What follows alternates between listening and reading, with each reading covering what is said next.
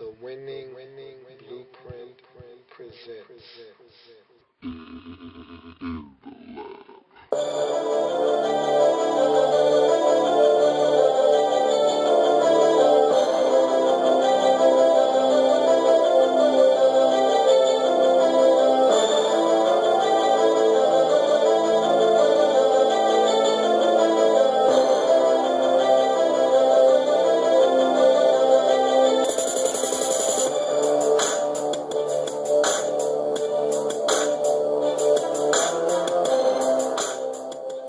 In the lab room.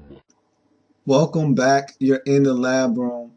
I'm your host, Lou. Thank you for joining me on this beautiful Friday. And there's a lot to get to today. It's all these games that are coming up this coming weekend. We need to analyze, break them down, and I'm going to give you my picks for this weekend.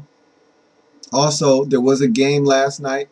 The Bears took on the Green Bay Packers at Lambeau Field. We need to get to that as well. And so, not going to be a lot of time wasted here with a lot of chit chat.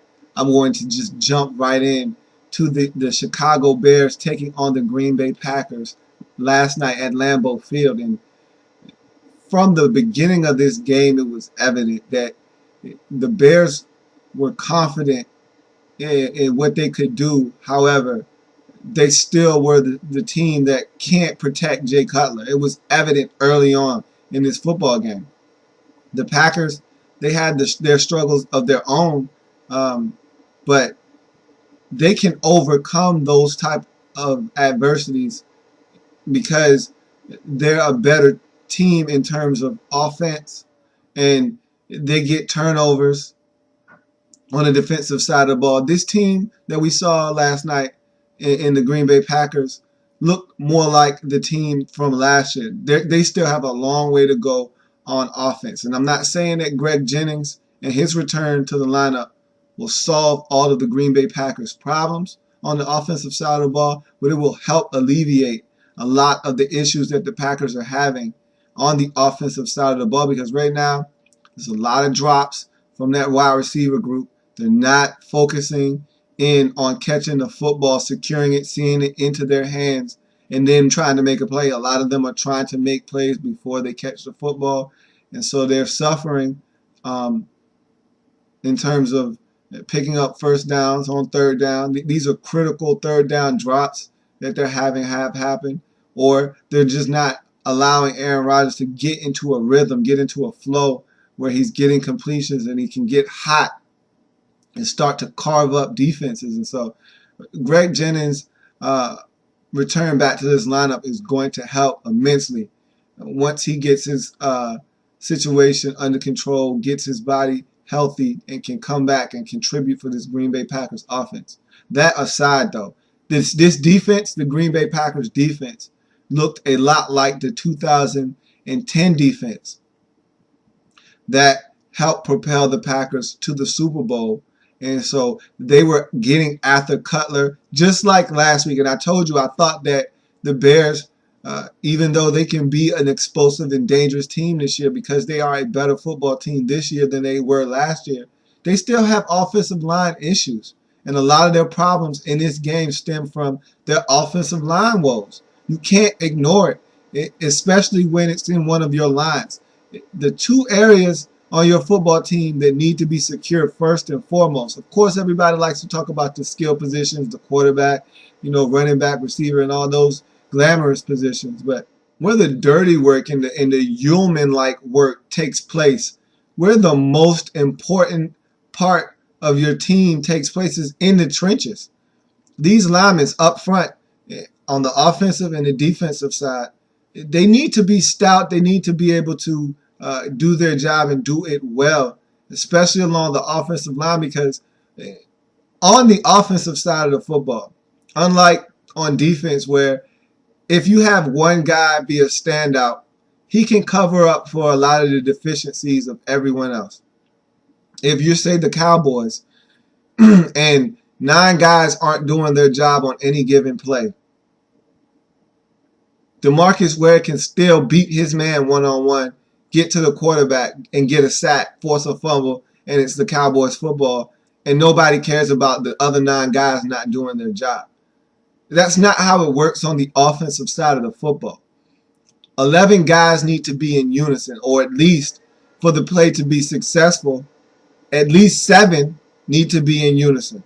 And that's the 5 linemen up front, the quarterback, and if it's the running back running the football, those 7 need to be in unison, or at least 7 out of the 11 being the 5 linemen, the quarterback, and 1 receiver or a tight end. You can't just have one guy be special on a play on offense and have it be enough to have a successful play.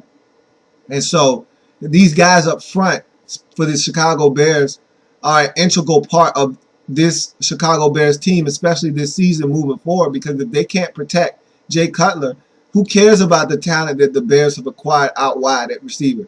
We watched this game and we saw the frustration on Brandon Marshall's face because Jay Cutler didn't have time to get him the football. There wasn't time for long developing routes for Brandon Marshall to work the intermediate to deep routes to get open and get space and separation and get the football because he didn't have time to do that. Jay Cutler was under duress from the first play of the game, and it continued throughout the whole entire game. He was sacked on the first play just like he was in week 1 against the Colts. And this time, he was playing a team that could continue to put relentless pressure on him because I said that I didn't think the Colts was going to be able to put pressure on him consistently, and they weren't. But this wasn't the Colts. This was the Green Bay Packers defense, and they continued to put pressure on Jay Cutler all night. And that pressure, and I told you, the worst enemy of a quarterback in the National Football League is pressure. Teams, quarterbacks don't deal well with constant pressure, especially the kind that comes right in your face. And he was getting pressure from all different angles. B.J. Raji was applying pressure. Clay Matthews had another 3 sacks. He had 3 in his first game. He had another 3 last night. He was applying constant pressure all night. Even the rookie Nick Perry was applying pressure. They were getting pressure from all angles. When they blitzed, they were hitting home. And Cutler just was uncomfortable the whole night. And you could tell, just looking at his numbers, he was uncomfortable. He threw 4 interceptions. You can't win ball games throwing 4 interceptions and having turnovers. You can get away with that playing against the Colts, but you can't get away with that playing against the upper echelon teams in this league. And they had to pay for their mistakes. And although the Packers did not take every single turnover and convert it into points, what it did was it stopped the Bears from being able to get into a rhythm. It stopped the Bears from putting up points of their own. And it gave the Green Bay Packers more opportunities to score, whether it was just a field goal or if they finally punched it in with a touchdown. The Packers are nowhere near the team that they were last year on the offensive side of football. This is clear. We can see it right now. They have a lot of work to do to get back to that point, if they ever get back to that point. But if this defense can come alive and be better at stopping teams from scoring points of their own, not just getting turnovers, because this Packers team for the last 3 seasons has been adept at getting turnovers. They've gotten turnovers. They've gotten the most turnovers the last 2 seasons of any team in the league. So it's not a matter of getting turnovers by itself. You want to get turnovers, of course. But it's not just a matter of forcing turnovers. It's stopping teams from scoring points, allowing teams to get in the red zone and force them to kick a field goal, or getting teams off the field on 3rd down. The Packers of the 2010 season was very good at getting teams off the field because of the pressure that they put on the quarterback, getting sacks, putting teams in 3rd and long, and then getting off of the field. That is what the Packers did on Thursday night against the Chicago Bears, and that's something they need to get back to. Also, Cedric Benson in that running game is starting to come along, and you can kind of see that this offense is maturing in the sense that they want to run the football. Mike McCarthy, I guess at heart, wants to run the football. The first couple of years of Mike McCarthy with Aaron Rodgers, I was becoming convinced that Mike McCarthy was one of these pass-happy coaches, a la Andy Reid, that passed the ball 80% of the time and only ran somewhat to convince a defense that the threat of running was there. I thought they ran the ball only when necessary. And I thought that Aaron Rodgers was going to be one of these quarterbacks that continuously threw the ball 35 to 42 times a game.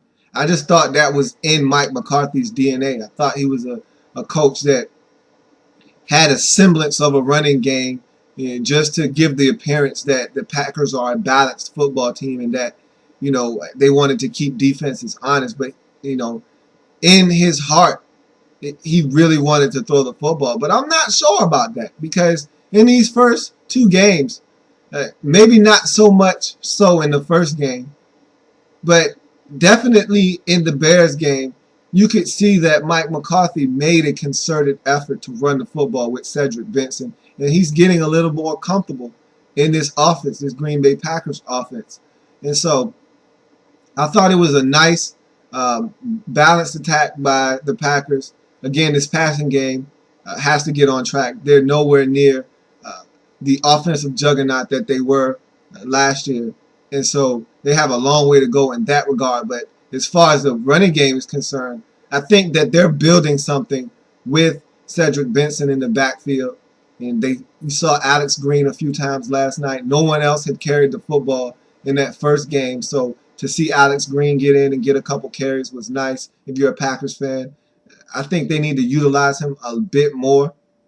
Cedric Benson isn't a young man anymore, so if you're going to run the football, why not use multiple backs to do so? I know James Starks is out, and so when he comes back, maybe you'll see a two-headed attack between Benson and James Starks. But I like what the Packers were doing. At first, I wasn't too sold because the results wasn't what the Packers needed them to be. But Rome wasn't built in one day. And so these Packers can't assume that the running game is not going to work because it didn't work against the 49ers. Again, we're talking an elite defense that doesn't give up a lot of yards on the ground. And we're also talking about a defense that is very stingy in terms of giving up points and making offenses look pedestrian. And so you can't go off of what you saw against the 49ers. This is more of an accurate portrayal of the Packers offense against these Chicago Bears. They have a lot of work to do along their offensive line as well. Marshall Newhouse, their left tackle, was continuously beat by Julius Peppers. Aaron Rodgers was under duress himself for much of the night. The only difference between him and Jay Cutler is Aaron Rodgers is a better quarterback in terms of taking care of the football, and he knows even when he's under duress, that he can get out of the pocket and make something happen. And so he was able to extend plays, find guys, and even when under the duress, he was still able to get rid of the football, unlike Jay Cutler, who either made mistakes with the football, went under pressure, or he just got sacked. And so Aaron Rodgers was under pressure as well. That offensive line has to begin to gel a little bit better. Remember in the 2010 season when they won the Super Bowl, that offensive line was a mess as well. And Aaron Rodgers just figured out a way to deal with it, and he learned how to be a better quarterback because of it. And I think that he's going to have to get back to that a little bit because this offensive line is not a stable group right now. Not a group that is going to consistently keep Aaron Rodgers upright and clean and form a clean pocket for Aaron Rodgers to deliver the football. He's going to have to make plays with his legs outside of the pocket, and he's going to have to make sure that he gets the ball out of his hands a lot faster. I thought he held on to the ball a few times last night that allowed him to get sacked. And so these are all things the Packers have to work on. But again, you want to work on things while winning.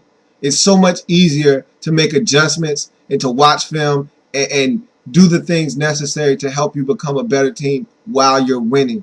And so it's always a good thing to win and then make the adjustments and become a better football team. And so the Packers, who desperately needed this game, it wasn't a must win, but it was eerily close to being a must-win game. They had to have it, and they got it by the score of 23-10.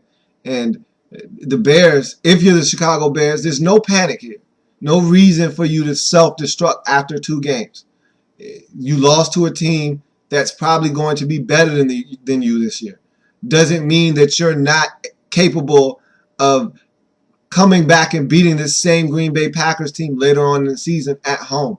You need to take care of all the things that you have on your plate. Right now, your offensive line is a mess. You need to figure out what you can do if you need to start putting a tight end on the left tackle side or the right tackle side to chip when they have premier pass rushers on the other team coming up against your tackles. Maybe you need to chip. Maybe you need to help out with a running back in the backfield.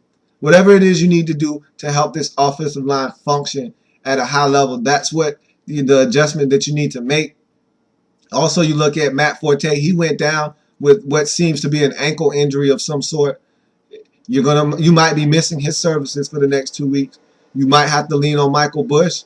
So and your young running back Armando Allen. And so you need to figure out what it is you have to do in those regards as well. You might have to make some sort of arrangement where you set up a Michael Bush or Armando Allen type of running situation until you get the services of Matt Forte back. Maybe he'll be back. You don't know what the situation is, but Forte is such a big part of your offense. You're going to have to figure out what it is you want to do and get accomplished on the offensive side of the football, because without Forte, you lose a huge chunk of your offense. And so defensively, I thought the Bears played an outstanding game against the Packers. They got pressure on Aaron Rodgers. They did everything that they needed to do to help this team win. The offense just wasn't cooperating. And so the defense need not hold their head down. I thought they played an awesome game, and they gave themselves a chance because this game should have been a blowout. With all the turnovers that Jay Cutler had and all the mistakes that the Bears made, this should have been a blowout, but the defense kept the Chicago Bears in the game, gave them an opportunity up until the fourth quarter. They gave them every opportunity to win this game, but they could not get anything going on the offensive side of the ball. And so if you're the Bears, just go back to the drawing board. No need for a mutiny. And there's been talk about Jay Cutler and, him bumping into his offensive left tackle, Jamarcus Webb, and berating him. You could see on national TV that he was going to work on Jamarcus Webb as they walked off the field. He was, and that's Jay Cutler's personality. He's somebody that when things aren't going necessarily the right way, he's going to be heard. His voice is going to be heard. He's going to say what it is he wants to say. And we saw this before. We saw it with Mike Martz. And so we know that it's there. That side of Jay Cutler is definitely there. And he can't be bumping into him, though. I don't care how angry he is. You say what you want to say to him. You don't have to touch him. You don't bump into him. And so Jay Cutler has to be better. If he's going to be a leader of this Chicago Bears team, he can't be doing things like that and having situations like that evolve because of his doing. He needs to be more calm. And look, you can be fiery and say what you need to say, and you need to know your personnel. Know who you can be aggressive like that with. Know who is thick-skinned and can take that sort of thing, and know who can't. And so if Cutler knows that Jamarcus Webb can endure some of that, those harsh comments that he was throwing at him, that's fine. But if Jamarcus Webb is someone that's a little delicate and fragile and you can't do that, then Jay Cutler needs to back off, and he needs to know that, because he doesn't need this team to implode from within because he has an issue. Because he's right. They need to protect him better. He shouldn't have to hit his back foot on a 5-step drop and go down. But that was the case on Thursday night. And so, Cutler has a point, but there's ways of going about it. And he needs to be smarter as a leader of this team, as a quarterback of this team. He can't afford to be starting firestorms within that locker room. So the Bears just need to go back to the drawing board, figure this thing out, and come back ready to go next week and see if they can get back on track and get a W on the board. Meanwhile, the Packers elevate their record to 1-1, looking to build momentum on this victory. And next week, they need to try to find a way to get this offense on track, because with all the turnovers, they had a play on special teams where they scored a touchdown. That was all good for this game. But moving forward, you can't assume that you're going to be able to get 4 turnovers from the opposing quarterback and use those turnovers to kick field goals like crazy and win ball games. You got to put points on the board. You got to score. And this is the second game in a row that this offense has barely made it over 20 points for an offense that was so explosive last year, scoring 20 points a lot of times in the first half. They're barely getting over 20 points in their first 2 contests. And so they got to look at themselves in the mirror and say, who are we offensively? Are we the team that wants to run the football with Cedric Benson? Or are we the team that's going to rely on the right arm of Aaron Rodgers? Whatever it is, if they want to find a happy medium and do both, that's fine. But they need to get this offense on track. But again, they won the game. They can get this offense on track while winning. And that's the key. They go to 1-1. They drop the Bears to 1-1. And now both of these teams are right in the thick of things in the NFC North. Okay, so that takes care of the Thursday night affair. Let's move on to the weekend and all the games upcoming on Sunday. And this week is critical for my record. I need to have an excellent weekend. I can't afford to drop 5 or 6 games this week. There's no excuse for it now. Week 1, again, one of the most unpredictable weeks of the season, if not the most unpredictable week of the season. That with week 17, because you have teams who just absolutely give up, who pack their things up and are ready to go. They already have their U-Haul packed, and they are ready to go on their vacation, so to speak. And so you don't know what effort you're going to get in week 17, but week 1, because you just don't know who's good, you don't know who's going to show up, you don't know what team is ready or not ready for the season. And so new coaches and new philosophies, you don't know what you're getting right out of the gate. And so that allows for mayhem in the first week. And so that allows for you to lose a few extra games. That's the margin of error that you get in the first week. That you get a pass, essentially, a bye of some sort. That's not the case in week 2 moving forward. You need to be able to start realizing what you saw in week 1 and a little bit of what you saw last year, even though this is a different team. Still take that into consideration as well. And you need to start being able to analyze these games for what they are and start picking winners. And that's what I intend to do this weekend. Any loss total over 3 is unacceptable this week. I need to have 3 losses or less to satisfy my hunger as a game pick'em winner. This is what I do. I'm a pick'em winner weekly. This is what I do every week. I expect to be great. And to me, greatness is defined by 3 losses or less. So I'm looking to have 13-3 mark or better every single week when I pick games. And like I said before on this program, I hold myself to a higher standard. I expect to be able to analyze and break down these games and pick them correctly. And so you get the occasional wrench thrown in your picks every week. There's going to be a game or two where you didn't see that coming. But I don't account for those because they don't happen too often in terms of teams. Yeah, you might have a team hang around for 3 quarters and surprise you. But the better team normally wins the game. And so I'm looking to start this week my climb to elite status in terms of picking games. I need to start separating myself from the rest of the pack. Right now, I'm just average with everyone else. And that's fine. Week 1 does that to you. But I'm ready to ascend into the upper echelon of game selectors or game pickers, or pick'em weeklies, as I like to call it. All right. So we start our weekend quest of winning with the Kansas City Chiefs traveling to Buffalo to take on the Buffalo Bills. And this is a game that pits two 0-1 teams against each other, two teams looking to avoid 0-2 marks on this young season. And so it's a big game for a lot of teams, not only these two teams, but a lot of teams around the league, because there are several teams going against each other that are 0-1 starting out the season who don't want to fall to 0-2. It is so tough in this league to drop to 0-2 and find a way to make it to the playoffs. It's a hard proposition. Hard to ask your team to win the next, 10 out of 14 games and find a way to get to 10-6. It's a tough thing to do. And so you need to find a way to start the season off at least at 1-1 if you can. And so this is a big game for the Chiefs and the Bills.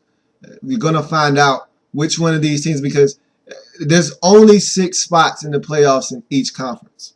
And so if you're trying to get one of those spots, if you're jockeying for position, you need to beat teams not only in your division, but teams in your conference, because it's going to come down to these same teams that you're playing against at the end to see who's getting in. And head-to-head matchups are just as important as overall record, and it's just as important as the damage you do within your division. So conference games matter as well. And so the Chiefs and the Bills are both teams who are thinking that this is a year that they can take the next step to get to the playoffs.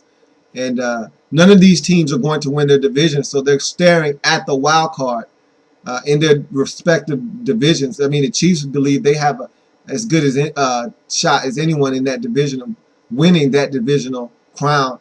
But I don't think the Chiefs have what it takes to win that division. And so they are looking at the wild card as well. And so this is an important game. And so you look at the Chiefs, they're so happy to see Tamba Hali coming back off of that 1-game suspension for the PEDs. They need him back in the worst way. They were unable to generate a consistent pass rush last week against Matt Ryan. And he posted up shop in that pocket and found Julio Jones and Roddy White and destroyed that Kansas City Chiefs defense and secondary. And so they need Tamba Hali's presence out there to get pressure on the quarterback.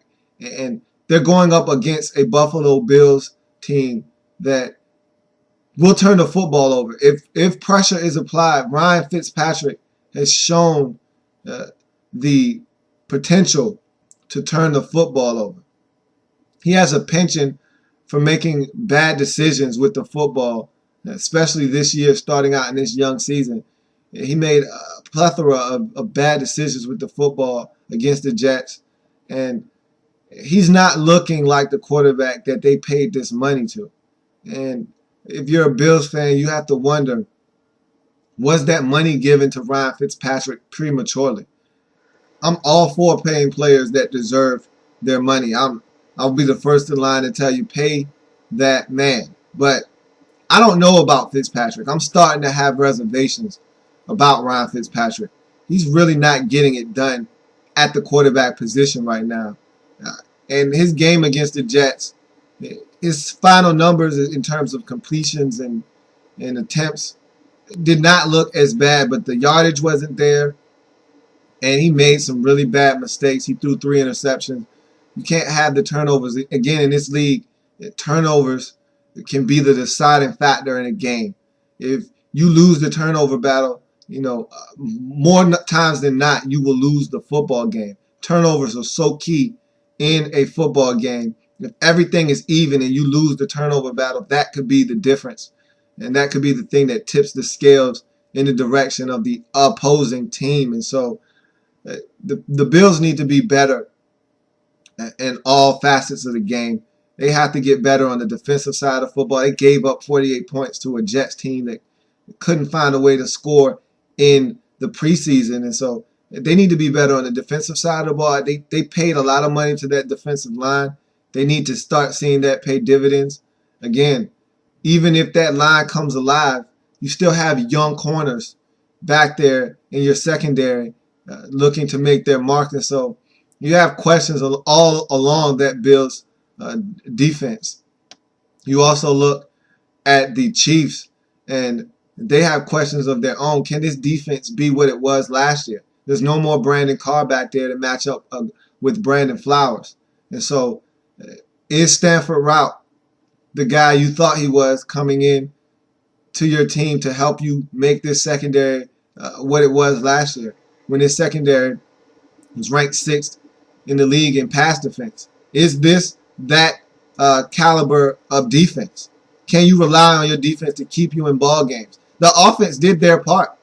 Aside from the turnovers against the Falcons, this offense put up points. This was a close game in the second half until the offense started turning over the football, giving the Falcons short field, and the Falcons taking full advantage of that. But at the same token, the defense didn't have the resistance that was necessary to keep this team in the game. They gave up points before the turnovers happened. They gave up points after the turnovers happened. And so this defense needs to be better. And this is going to be a close game. Both of these teams are desperate for a win. And the Bills are going to have their home opener at Ralph Wilson Stadium. And so I feel like they're going to feed off of that energy initially. But there is no Fred Jackson in this game. He sustained a leg injury against the Jets. He might be out 3 to 4 weeks. So this is CJ Spiller's time. He's looked great in his time in Fred Jackson's absence.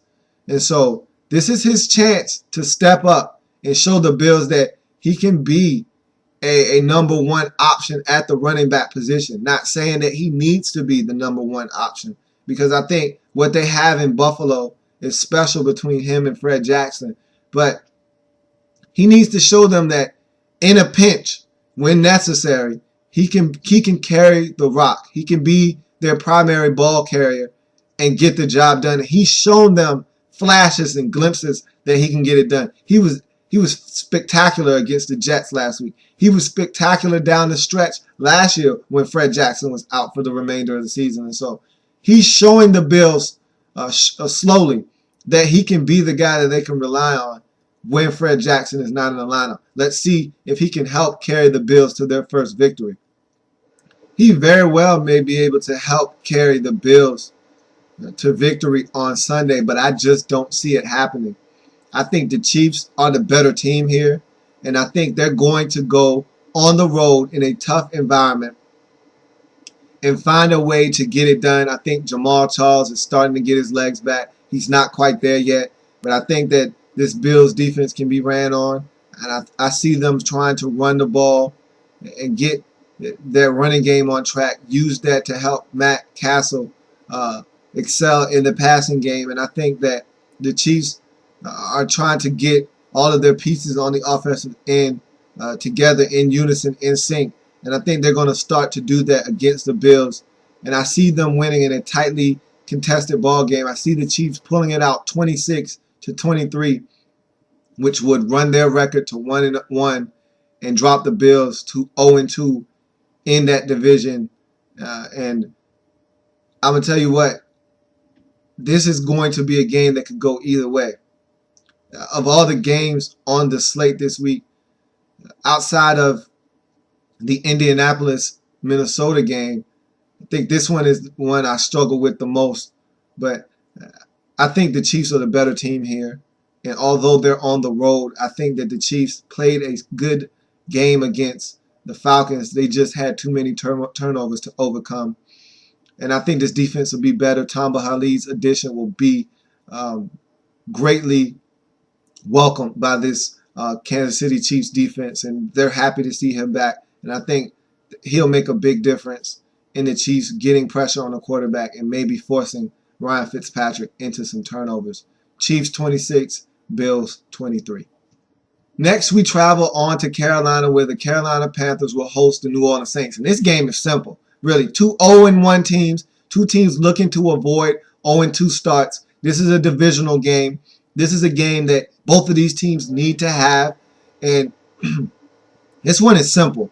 Drew Brees and that New Orleans Saints team, primarily that offense, are chomping at the bit to get back on the field and right or wrong. They didn't expect to lose that opening game at home to the Redskins, and so this one is big for them. Drew Brees put the onus on him and the offense to get the job done, and everybody in New Orleans is singing that mantra of "do your job." And I think that the Saints are going to come out fired up and playing inspired football because they realize that the Falcons are becoming a better team and they can't afford to fall too far behind them in the division.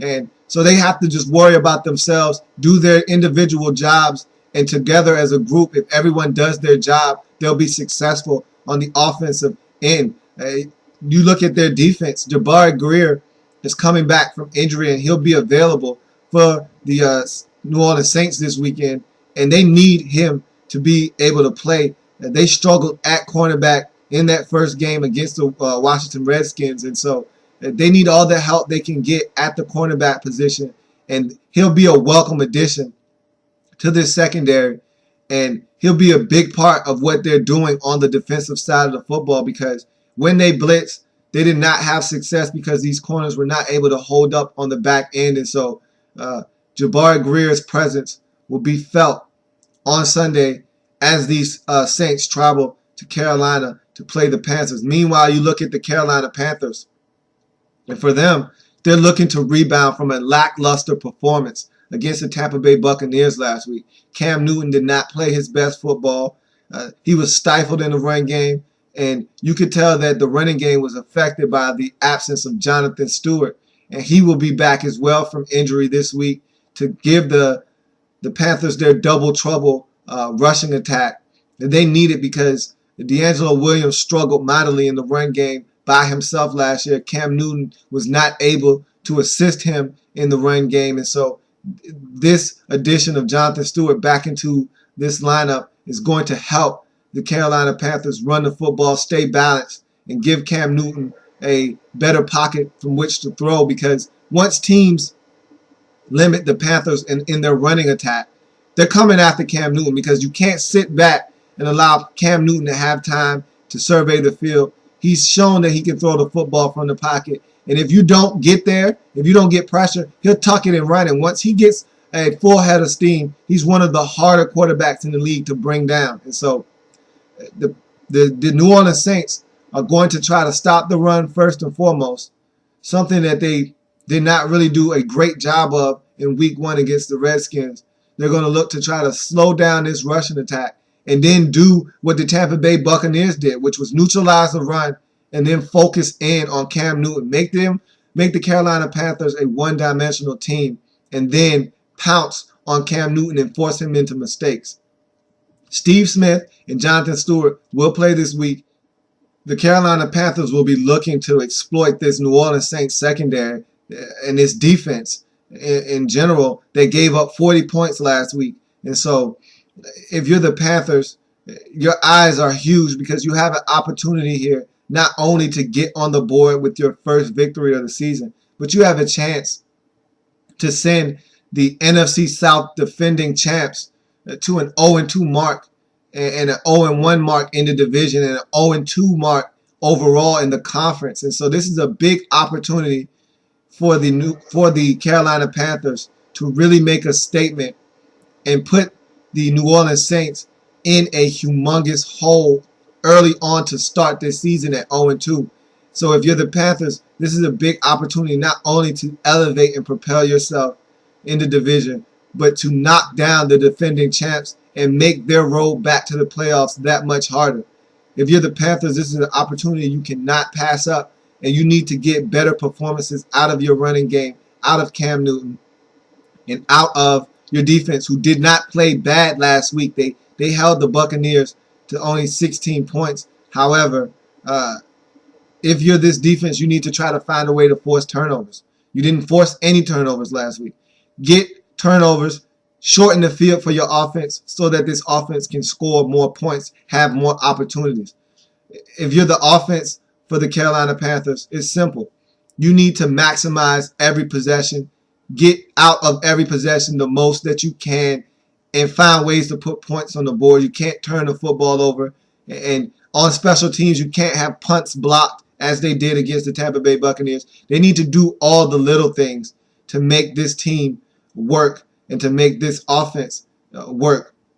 And so the Panthers have a great opportunity to do something big early in this 2012 season. But I don't see it happening. This Saints team is hungry for a win.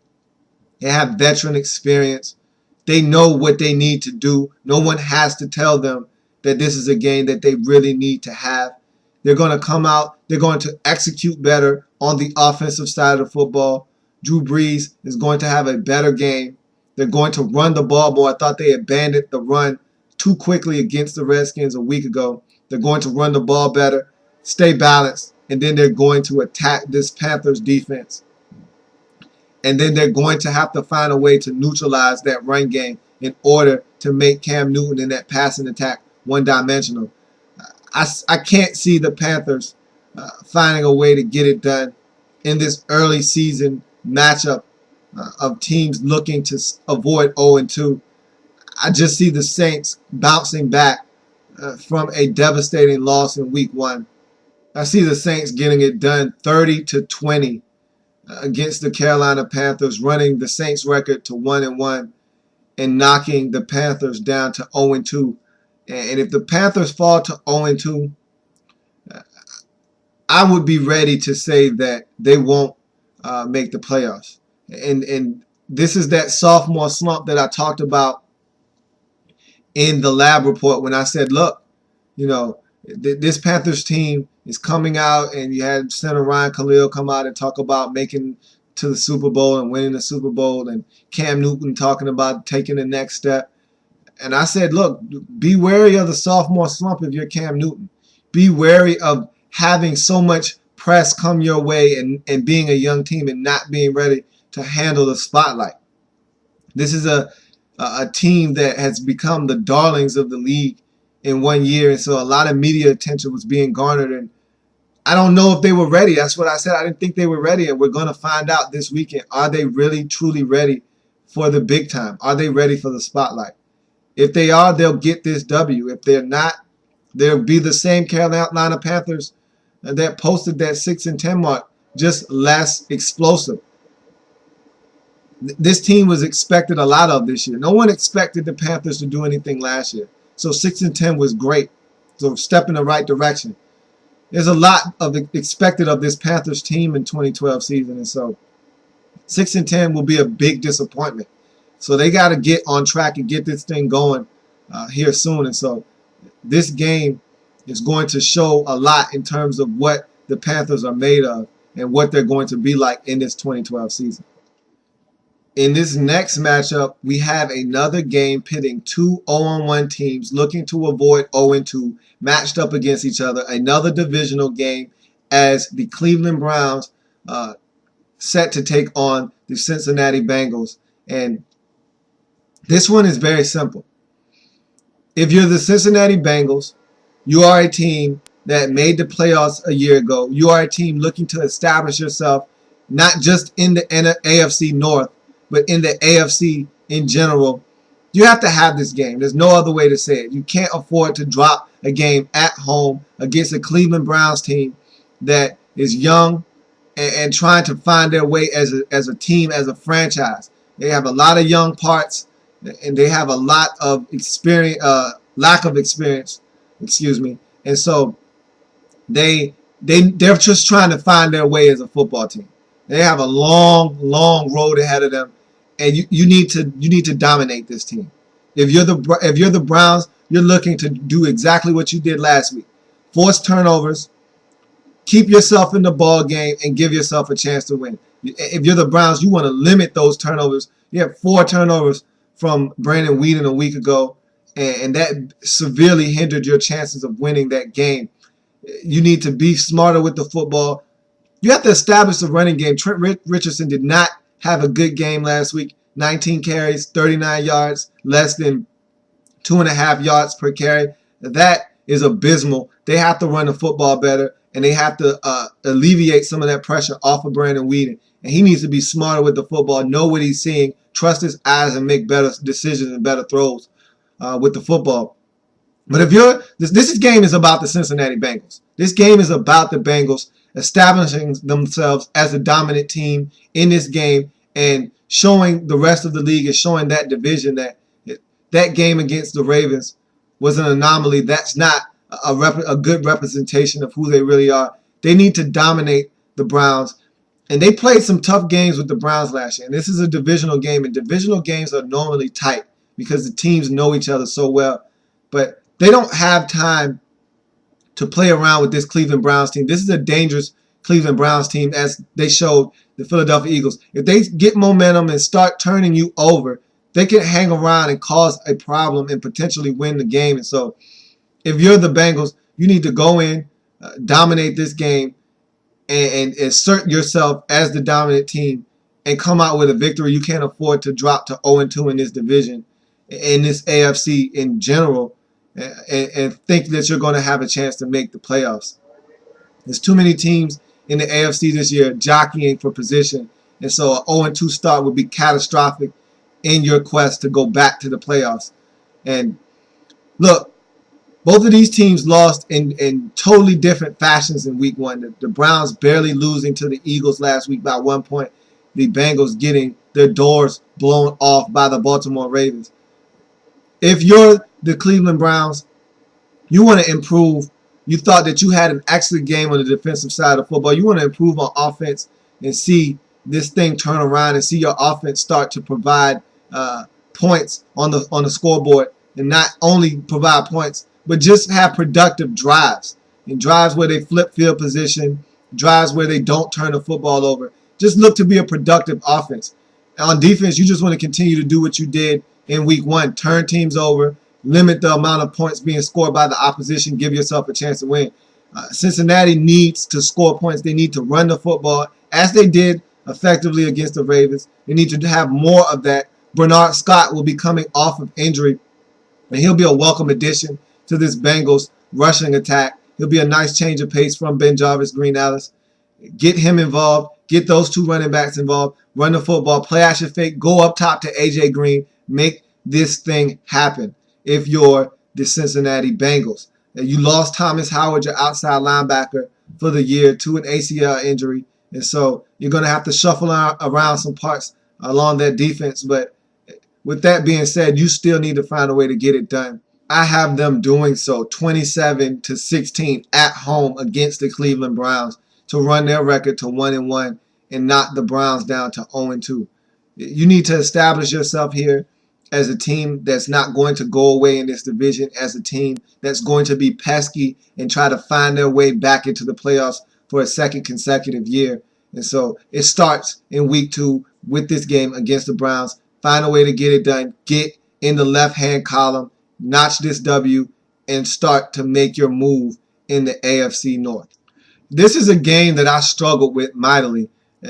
I was back and forth on who I thought will win this game. This is a swing game for me. If I can win this game, I feel like my week is going to be excellent. And this is the Minnesota Vikings traveling to the Indianapolis Colts. This, I think, is going to be one of the tougher games of the weekend. And I think this is an evenly matched game, just like I said last week about the game that Minnesota was in. I think this is going to be the most evenly matched game of the weekend. And that's the Minnesota Vikings traveling to Indianapolis to take on the Indianapolis Colts.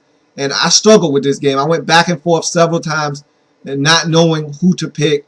And then finally I decided on what I thought was the right decision. And I feel like this is a swing game this weekend. If I can find a way to pull this game out, then this is going to be indicative of the weekend that I'm going to have. This could propel me to an excellent weekend. This is the game that's the difference between 12-4 and 13-3. This is the swing game for me. And I really think that the Minnesota Vikings have a chance to solidify themselves as a team that's going to be around this year. Not necessarily make the playoffs, as their owner said that he expects them to do. He not only said he expected them to win games and make the playoffs, he said he expected them to win the division, which I thought was just an asinine remark. If you're the owner, what are you supposed to say, though? We're not good. We're going to lose. Of course, you want to win and you expect to win, but in that division with the Packers, with the Bears, with the Lions, you're the last team in that division that anyone thinks of.